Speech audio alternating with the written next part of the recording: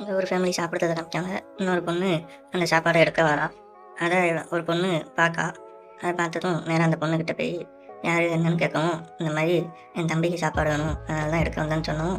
அவள் உடனே சாப்பாடு அவளுக்கும் அவள் தம்பிக்கும் சேர்த்து கொடுக்க ஆரம்பிக்கா. அதை பார்த்துட்டு என்னன்னு பேசிகிட்டு இருக்கவும், அந்த சைடு வில்லன்கள் வந்து அவங்களோட குடும்பத்தை இந்த நாட்டிலேருந்து அவங்களால தப்பிக்க முடியாதுன்னு சொல்லி அந்த பொண்ணு முன்னாடியே ஒவ்வொரு ஆளையாக கொல்ல ஆரம்பிக்காங்க.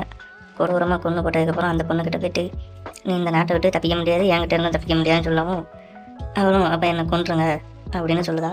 உடனே கோவப்பட்டவன் அவளை கொடூரமாக குத்தி கொல்ல ஆரம்பிக்கா. இதை அந்த சின்ன பொண்ணு பார்த்துட்டு வெளியில் வேற என் தம்பி நிற்கானு பயந்து உள்ளே இருக்கா.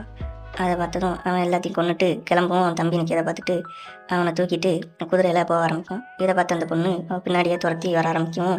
குதிரைக்கு அடியில் போட்டு அவன் தம்பியை குதிரையை வச்சு மிதிக்க வச்சு சாவடிக்கும். இதை அந்த பொண்ணு பார்த்துட்டு இவங்களை எப்படியாவது பழி வாங்கணுங்கிற ஒரு வெறியிலேயே அப்படியே நடந்து போய் முடிக்கிறத காட்டுதாங்க.